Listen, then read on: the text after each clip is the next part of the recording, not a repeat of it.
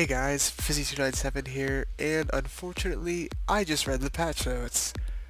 Why do I say unfortunately? Because Warriors are getting a lot of nerfs. Maybe not a lot, but definitely some major changes. The abilities that are getting some major changes are Warbringer, Second Wind, Shockwave, and Stormbolt. Glyph of Death from Above is also getting changed. Instead of doing 100% more damage with Heroic Leap, it is only going to reduce the cooldown by 15 seconds. So again, another nerf, another damage nerf, which kind of sucks because this really helps out our mobility and was able to give us a little bit of more damage output, but still probably going to be a viable glyph because mobility is really important, and we're pretty strong on that right now, and I hope that stays that way. Currently, Warbringer does your charge also knocks a target to the ground and stuns it for 3 seconds.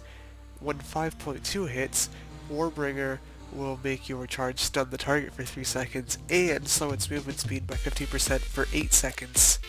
This might make Warbringer a more viable choice versus Double Time and Juggernaut, however, it will kind of, if you go with Warbringer, it will kind of reduce your mobility versus Juggernaut and Double Time. However, the stun and slow might actually work a little bit better, but we'll kind of see how that plays out.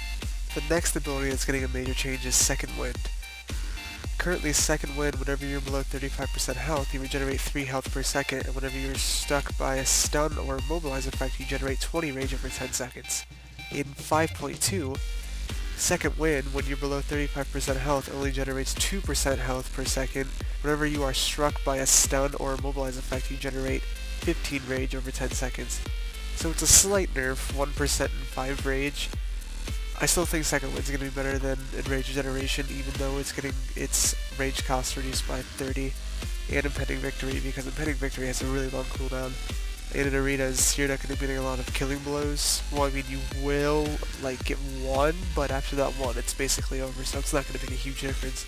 Which is why Second Wind will probably still be the best choice when 5.2 hits. The next ability that's getting another unfortunate nerf, which kind of sucks. It hurts. Hurts real bad. But still probably going to be the most viable. Shockwave.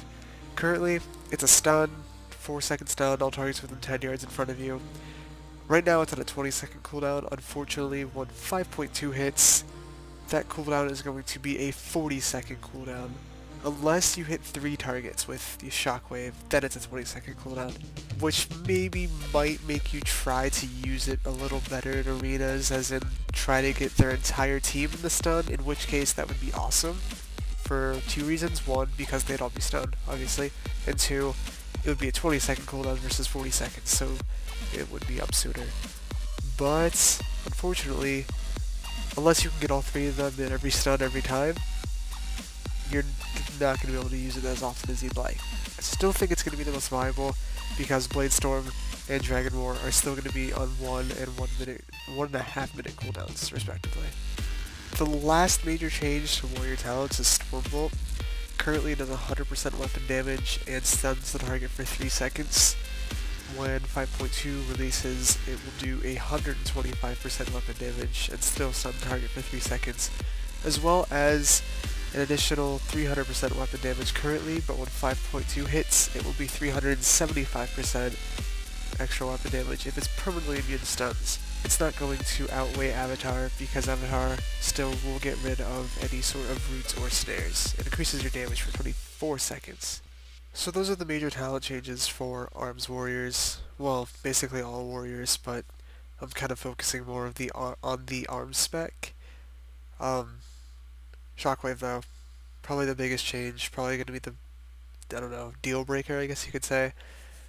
Definitely still going to be viable, probably still more than Blade Storm and Dragon's War, just because 40 seconds is still 20 seconds shorter of a cooldown than Dragon's War. As far as Warbringer, though, I think Warbringer might see itself kind of come into its own, because that 50% movement speed definitely going to help out a lot. Although if you're still using Hamstring or Hindering Strikes, I don't believe they're going to stack, so honestly, it might not even be worth taking, but I guess we'll find out when 5.2 hits. The last major change for Arms Warriors in 5.2 is Taste for Blood. Right now, when you use Taste for Blood, overpower hits have a 30% chance to enable the use of additional overpower and increase the damage of your next heroic strike or cleave within 15 seconds by 100%, which stacks up to 5 times in PvE and once in PvP. This already saw a nerf. Now it's kind of getting reworked. I'm not really sure if it's going to be a nerf or a buff yet. It probably might be a little bit of a buff because what's going to happen when 5.2 hits, when you use Mortal Strike, it's going to activate Taste for Blood, which activates Overpower, and when you use Overpower, it has another chance of activating Taste for Blood, and this time, Taste for Blood, instead of stacking Heroic Strike up to 5 times, it will give you 2 stacks of Overpower, which also stacks up to 5 times. So kind of like an Overpower type spam thing, which maybe might be a little bit better than what Taste for Blood is now. I don't know though. We'll have to test it on the PTR and see how that kind of weighs in versus now in the future. But again, some nerfs, a little disappointed, although I kind of saw it coming. Warriors we had our glory days, and now we're kind of back on the grind, I guess you could say. But hopefully they're not too big of changes that our class kind of gets put on the back burner per se in arena teams. I don't think they will because they're still really, really strong. But that's all I wanted to talk about for today, and thanks for watching, and like and subscribe as always. I'm Fizzy297. See you later.